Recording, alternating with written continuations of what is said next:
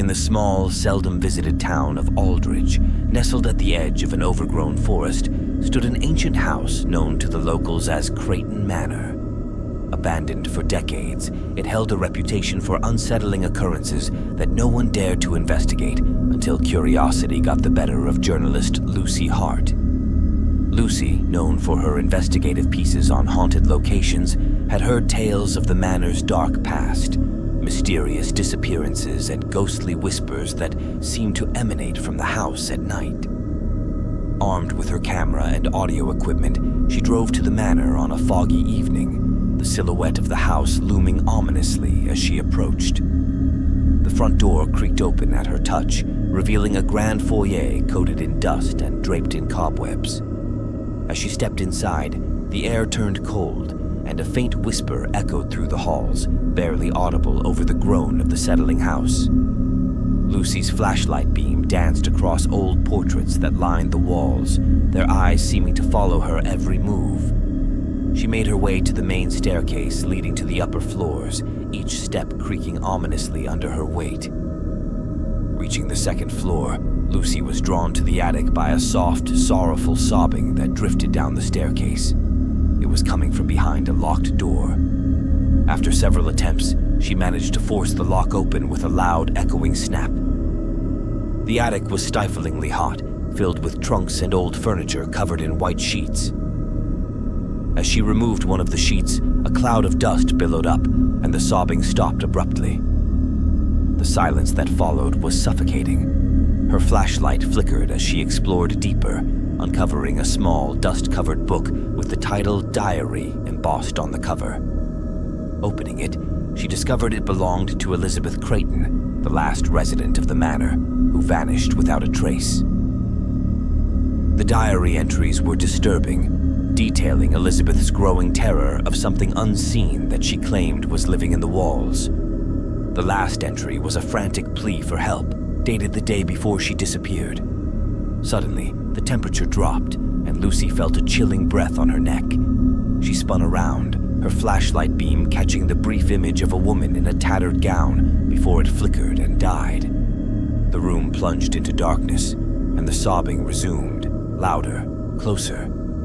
Panicked, Lucy struggled to reload her flashlight, the small sounds of her movements obscenely loud in the complete silence that had once again fallen. When the light sputtered back to life, she was alone, but the diary had vanished from where she'd dropped it. Heart pounding, she hurried back downstairs, the sobbing following her every step, echoing off the walls as if multiple voices were crying out in unison. Reaching the foyer, she turned to see the upstairs hall filled with the apparitions of former residents, all staring down at her with hollow eyes. Screaming, Lucy fled the house, the door slamming shut behind her with a thunderous bang. Outside, the air was surprisingly warm, and the night was silent except for the rapid beating of her heart. Back in her car, Lucy reviewed the audio recordings. The whispers were there, clear and numerous. They spoke of hidden rooms and buried secrets, and one phrase was repeated over and over: never alone. The experience at Creighton Manor haunted Lucy for years. Despite her extensive research, the fate of Elizabeth Creighton remained a mystery. The manor continued to deteriorate, its whispers growing ever louder, as if calling for someone to uncover its dark secrets fully. And though Lucy never returned to the manor, her recordings made their way into the hands of other paranormal enthusiasts, ensuring that the whispers from the attic continued to echo in the ears of those who listened, pulling more curious souls into the depths of the manor's tragic past.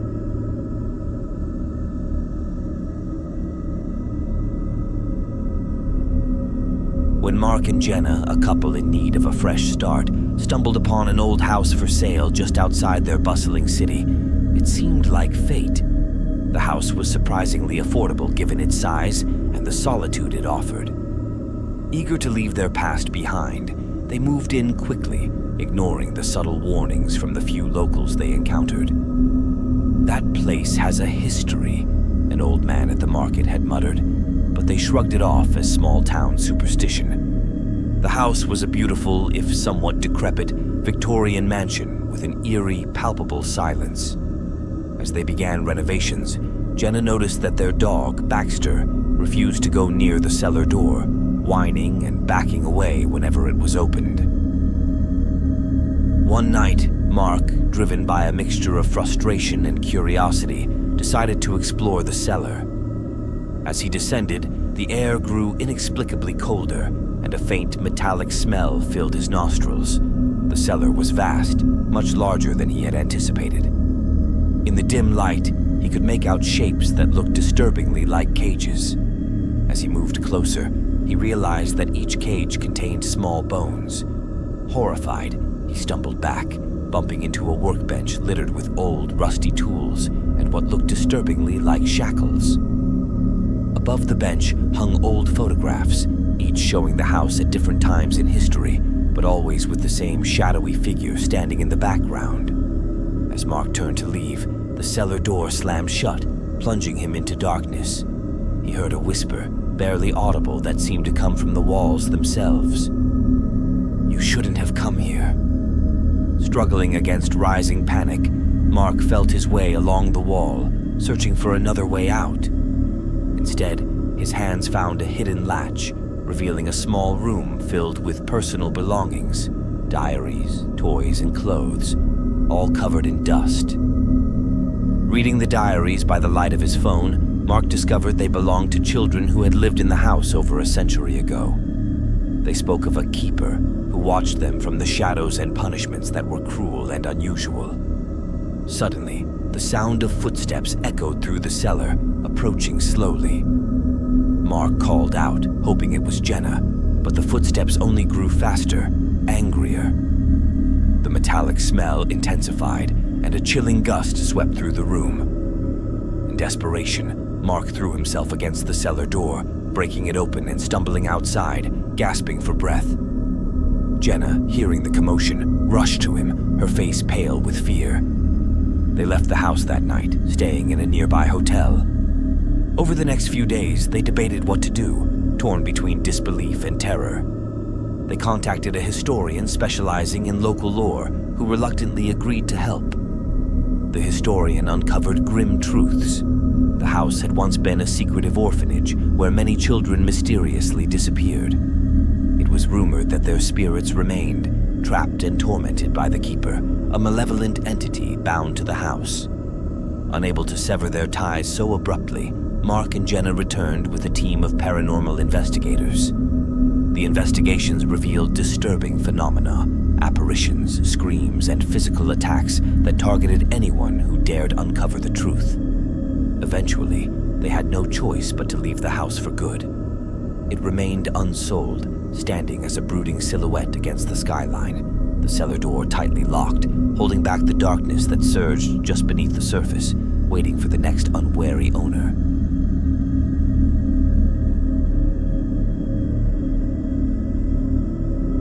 When retired Detective James Collier decided to purchase a secluded house outside his hometown for his writing retreat, he was drawn to its isolation and the tranquility it promised.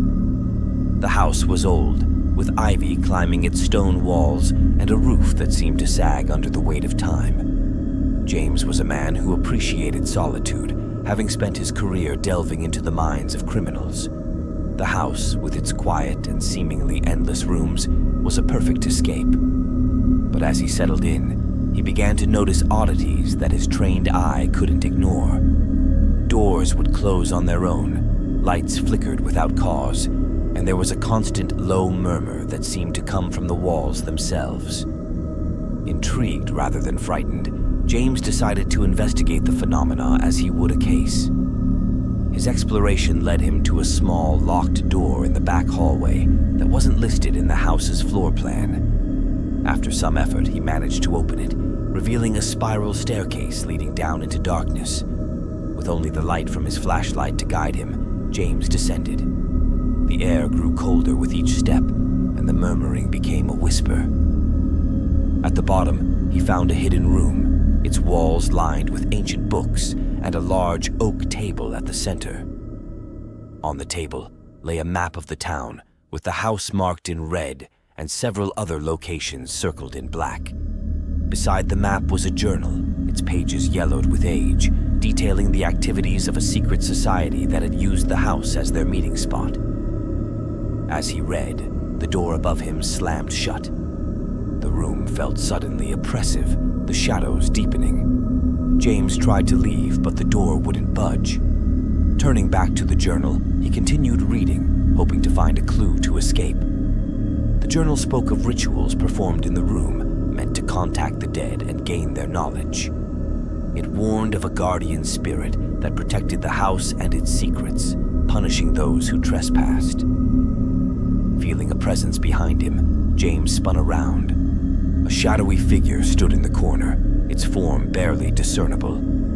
The figure pointed towards the bookshelf, where one book seemed newer than the others. Approaching cautiously, James pulled the book from the shelf. It was a diary, written by the last head of the society, confessing to atrocities committed in the name of power and knowledge. As he read, the murmuring intensified, now clear and commanding. The spirit spoke directly to him, its voice echoing in the cramped room. It demanded recognition of its pain and justice for the wrongs done in the house. James, realizing he was not just a detective but a jury, promised to bring the society's dark deeds to light. With his promise made, the door opened on its own. James left the room, taking the diary and the society's journal with him. He spent the next few months documenting everything, preparing to expose the society's secrets to the world. But the house seemed to resist his efforts. Appliances would malfunction, his notes would disappear, and the murmur never ceased.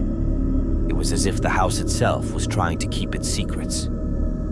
James persisted, eventually publishing a book about the house and its hidden room. The release caused a stir in the academic and paranormal communities, bringing skeptics and believers alike to his door. Despite the attention, the house's activity never ceased. James lived there until his passing, respected by many for his work, but always wary of the shadows that lingered in his home. The house remains, a beacon for those drawn to the darker corners of history and the supernatural. Its whispers a constant reminder of the past that refuses to die.